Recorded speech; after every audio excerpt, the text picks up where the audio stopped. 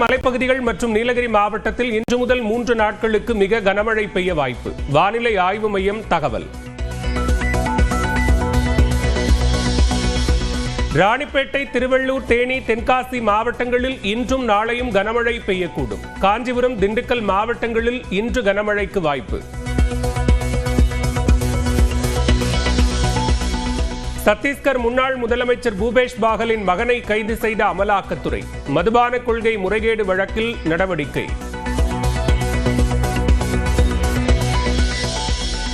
பீகாரில் காங்கிரசும் ராஷ்டிரிய ஜனதாதளமும் மக்களை கொள்ளையடித்ததாக பிரதமர் மோடி சாடல். மத்தியில் காங்கிரஸ் ஆட்சி செய்த போது வெறும் 2 லட்சம் ரூபாய் மட்டுமே பீகாருக்கு ஒதுக்கியதாக குற்றச்சாட்டு. ராபர்ட் வத்ரா மீதான நில மோசடி வழக்கில் குற்றப்பத்திரிகை பதியப்பட்டதற்கு ராகுல் காந்தி கண்டனம். 10 ஆண்டுகளாக வேட்டையாட துடிக்கிறது மத்திய அரசு என சாடல். பிரதமர் மோடி பாஜகவின் முகமாக இல்லாவிட்டால் 150 இடங்களில் கூட வெல்ல முடியாது. பாஜக எம்பி நிஷிகாந்த் துபே விமர்சனம்.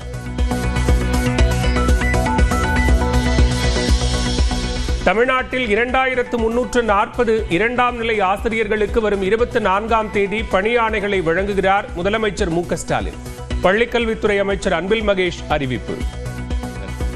2011க்கு அப்புறமேட்டு செகண்டரி கிரேட் டீச்சர்ஸ் நிரப்பக்கூடிய ஒரு நல்ல ஒரு நாளாக நம்மளோட பள்ளிக்கல்வித்துறையில் ஒரு அப்படி பெருமைக்குரிய ஒரு நாளாக அந்த நாள் அமையும். கிட்டத்தட்ட 2340 டீச்சர்ஸ் அன்றைக்கி நாங்கள் அப்பாயின்ட் பண்ண போகிறோம். அதிமுக முன்னாள் அமைச்சர் கே சி வீரமணி வேட்புமனுவில் சொத்து விவரங்களை மறைத்தார். உயர்நீதிமன்றத்தில் தேர்தல் ஆணையம் தகவல். கீழடி அறிக்கையை ஏற்க மறுப்பதை கண்டித்து நாடாளுமன்றத்தில் குரல் கொடுக்க திமுக எம்பிக்கள் முடிவு. பீகாரில் கோடிக்கணக்கானோரின் வாக்குரிமையை பறிக்கும் பிரச்சனையை எழுப்பவும் திட்டம். அதிமுகவுடன் பேச்சுவார்த்தை நடக்கவில்லை என தாவேக தலைமை தரப்பில் தகவல். பாஜகவுடன் கூட்டணி வைக்கும் கட்சியுடன் கூட்டணி இல்லை என்றும் விளக்கம். காமராஜர் விவகாரத்திற்கு முற்றுப்புள்ளி வைக்கப்பட்டதாக முதலமைச்சர் ஸ்டாலினை சந்தித்த செல்வ பெருந்தகை பேட்டி. ஆடு நனைகிறதே என பாஜக கவலைப்பட வேண்டாம் என்றும் பேட்டி. ஆடு நனையுதுன்ட்டு ஓனாய் அழுவுமா, அது மாதிரி எங்களை பத்தி எவ்வளவு பெரிய கவலை இருக்கு. தாவேக உறுப்பினர் சேர்க்கை செயலியை விஜய் நாளை மறுநாள் அறிமுகம் செய்ய வாய்ப்பு. சட்டமன்ற தேர்தல் நெருங்கும் நிலையில் நடவடிக்கை.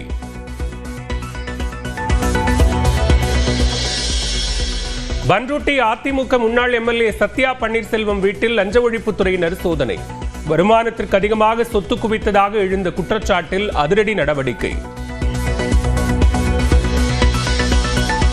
சென்னை, மதுரை, திருச்சி மற்றும் தஞ்சாவூரில் அம்மன் கோயில்களில் ஒருநாள் சுற்றுலா திட்டம் தொடக்கம்.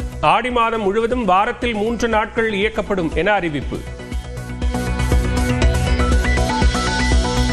நாமக்கல் மாவட்டம் நல்லிப்பாளையம் அருகே இரும்பு லோடுடன் சாய்ந்த லாரி. இருசக்கர வாகனத்தில் சென்ற பெண் உயிரிழப்பு.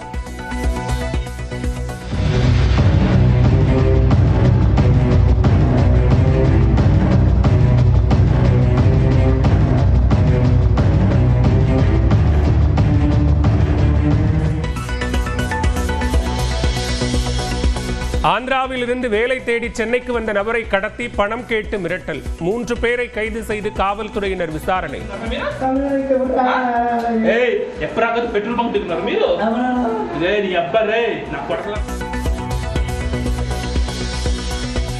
கட்டுக்கட்டாக பணம் சிக்கிய விவகாரத்தில் நீதிபதி யஷ்வந்த் வர்மா பதவி நீக்கம் செய்யப்பட வாய்ப்பு.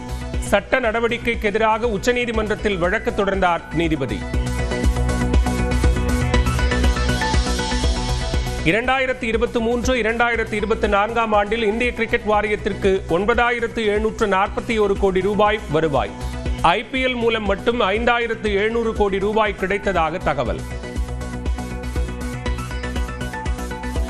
கீழடி அறிக்கையை ஏற்க மறுப்பதை கண்டித்து நாடாளுமன்றத்தில் குரல் எழுப்ப திமுக எம்பிக்கள் முடிவு செய்து தீர்மானம் நிறைவேற்றப்பட்டுள்ளது.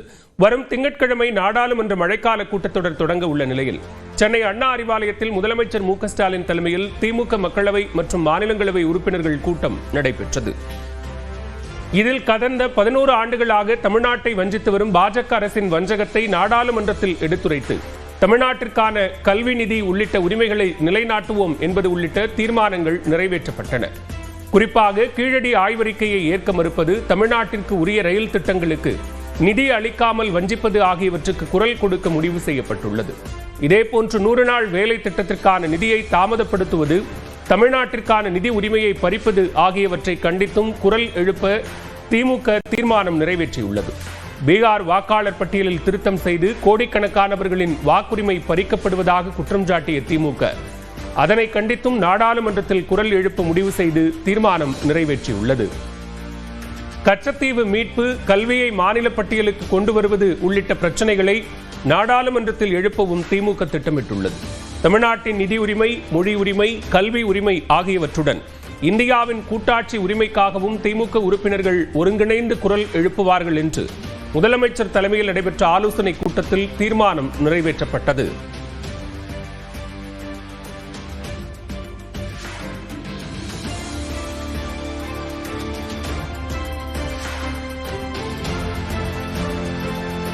நெல்லை அருகே தனியார் பள்ளியில் மாணவர் தற்கொலை செய்து கொண்டதை கண்டித்து உறவினர்கள் சாலை மறியலில் ஈடுபட்ட நிலையில் பள்ளி பேருந்துகளுக்கு மர்ம நபர்கள் தீ வைத்ததால் பதற்றமான சூழல் நிலவி வருகிறது.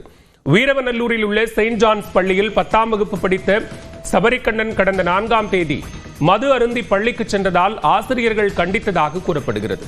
மேலும் பெற்றோரை அழைத்து வருமாறு கூறியதாகவும் சொல்லப்படுகிறது. இந்நிலையில் கடந்த 7ஆம் தேதி பள்ளிக்கு சென்ற மாணவர் சபரிக்கண்ணன் விஷம் குடித்து மயங்கி விழுந்தார். உடனடியாக அவரை மீட்ட ஆசிரியர்கள் சிகிச்சைக்காக மருத்துவமனையில் அனுமதித்தனர். கடந்த 10 நாட்களாக தனியார் மருத்துவமனையில் சிகிச்சை பெற்று வந்த மாணவர் நேற்று உயிரிழந்தார்.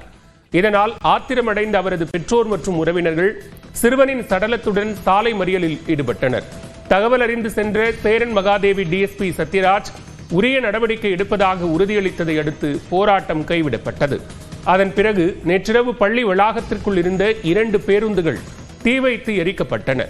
இந்நிலையில் பேருந்து தீ வைக்கப்பட்டதற்கும் தங்களுக்கும் எந்தவித தொடர்பும் இல்லை என்று மாணவரின் பெற்றோர் மற்றும் உறவினர்கள் தெரிவித்துள்ளனர்.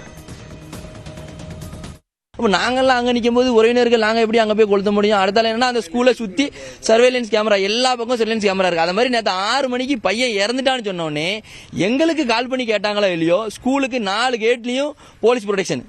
நேற்று நாங்கள் அங்கே பாடியை கொண்டு வரும்போது அப்படி தான் ரோடை கொண்டு எல்லா ரோட்லையும் போலீஸ் விட்டுருந்தாங்க.